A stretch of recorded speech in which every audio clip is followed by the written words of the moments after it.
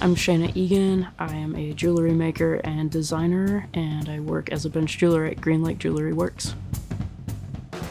We primarily here work with precious metals, so platinum, carated golds, and silver.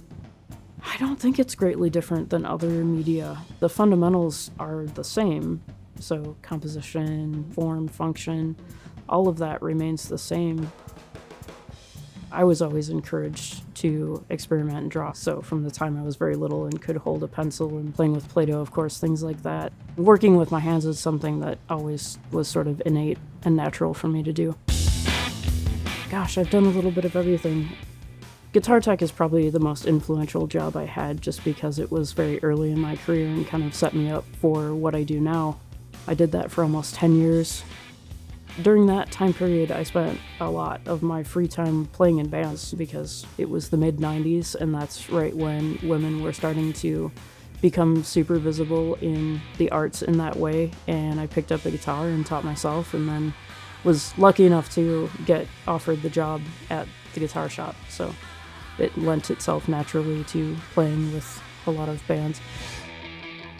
In 2016, I moved to Seattle and then went straight into bench work.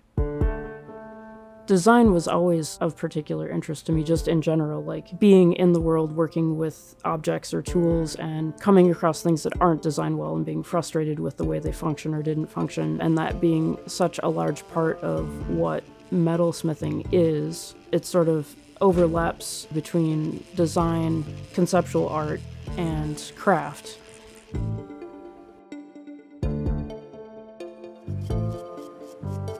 It is something that's existed for hundreds of years and is done essentially the same way for the entire time it's existed. You heat metal up and you bend it and move it and push it back into shape and shove stones into it. It's endlessly complex and there's always more to learn. In terms of teaching, I enjoy it because I am such a nerd and I am so passionate about it. I love watching someone get excited for themselves when they finally get a hold of a skill that they've been struggling with and they're like, no, I finally get it. And it happens and then they can just move forward with it. You think it's gonna go faster now that you've gotten a couple in there? I'm hoping so, now that I've kind of figured out how to get them in there and what to look for and yeah. We work at a nearly microscopic level. I mean, we work down to, especially when we're setting stones, you know, some of the stones we set are 0.7 millimeters in diameter. That's about the smallest that we go for something like a hidden halo next to a center stone. My particular favorite is restoration work, so I'll take something that is sometimes more than 100 years old and refurbish it in a way that makes it possible to wear again for a whole nother generation. And I think that's an incredibly special thing to do for someone. I think it's interesting because it's something that is such an intimate experience for the person that is asking for the object.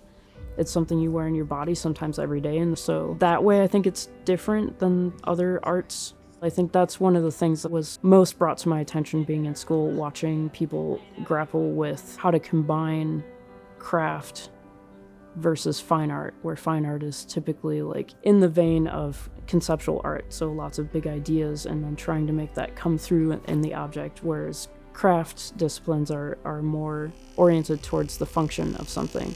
Finding an interesting balance between those two things and getting them to go together it's a puzzle and you have to figure it out every time.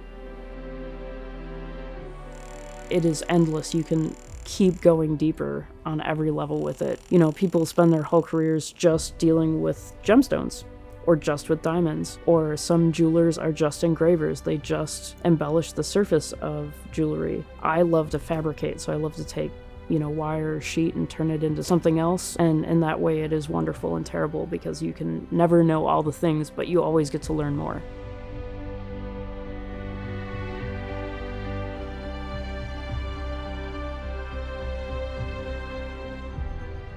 Follow Shayna and see more of her work on Instagram.